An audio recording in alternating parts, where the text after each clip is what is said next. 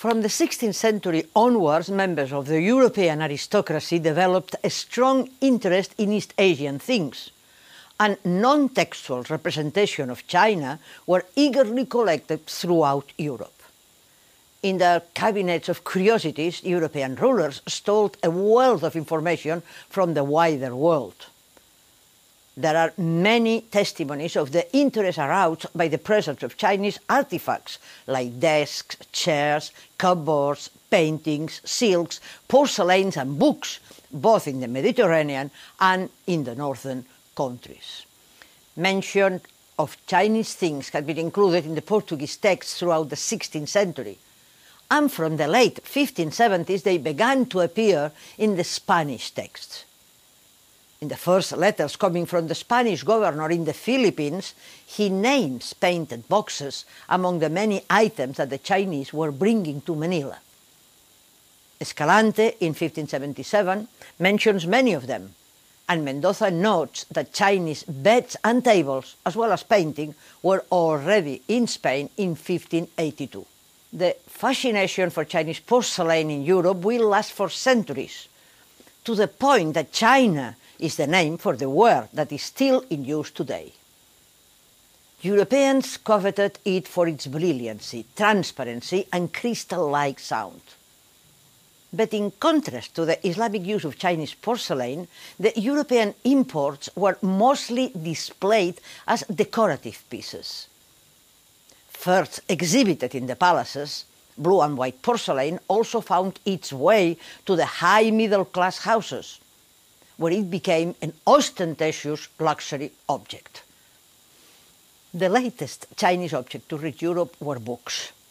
Even if neither Portuguese nor Castilian realized that paper was a Chinese invention, Chinese paper and Chinese books aroused much curiosity in 16th century Europe.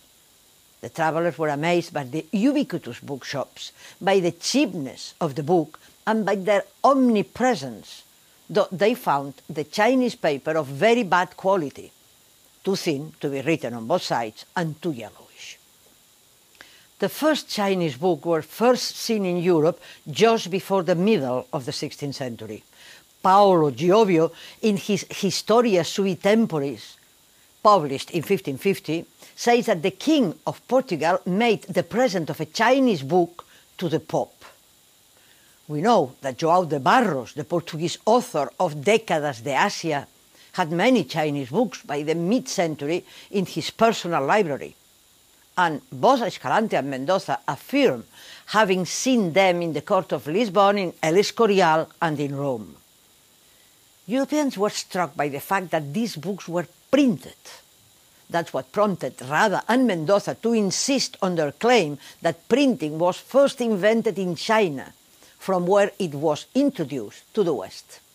Chinese books were valued, of course, as objects.